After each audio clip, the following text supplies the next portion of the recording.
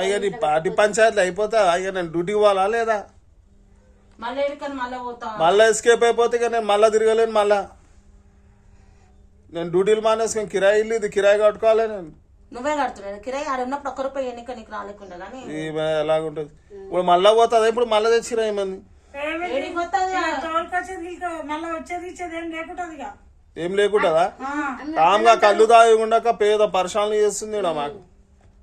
నువ్వు నమ్ముతావు నమ్మ గుడిమల్కాపురం ఏడిగిపోయిందా అని చెప్పి ఈమె నేను కలిసి మస్తు దోలాడితే కూడా కనిపించలేదు కానీ చెప్పి పోరా కనీసం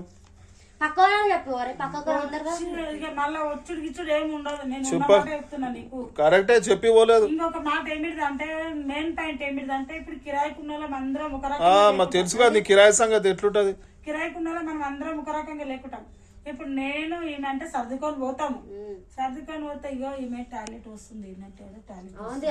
దాని గురించి మా వచ్చాను ఈమె వస్తా తెలుసా జరొక్క మాట నేను చెప్పింది ఇప్పుడు ఎగ్జాంపుల్ నేను చెప్తావు ఎగ్జాంపుల్ నాది ఇక్కడ ఉన్న రోజులు ఇప్పుడు మీ ఎట్లా చెప్పిందంటే నేను చెప్తా మాట వినండి నేను చెప్పింది ఎగ్జాంపుల్ విన్నాక నాకు చెప్పు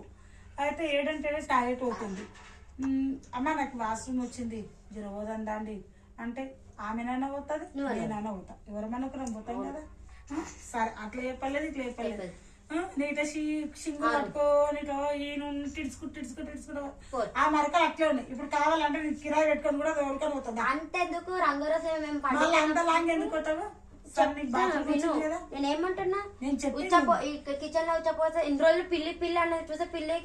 పోతూనే ఉంటది ఆడ ఉచ్చపోస్తుంది నేను మళ్ళీ ఇల్లు కడుక్కుంటూ ఉంటా ఆడ బాత్రూమ్ వద్దు వచ్చేదాకా ఎందుకు ఉండాలి దబ్బున పోవాలి కానీ నీకు బాత్రూమ్ ఆడపోయినా ఆడ బట్టలు పిండుతున్నా పిల్ల నువ్వు అంతా అంటావు మళ్ళీ ఏం చేసింది టైం వండి పెడుతుంది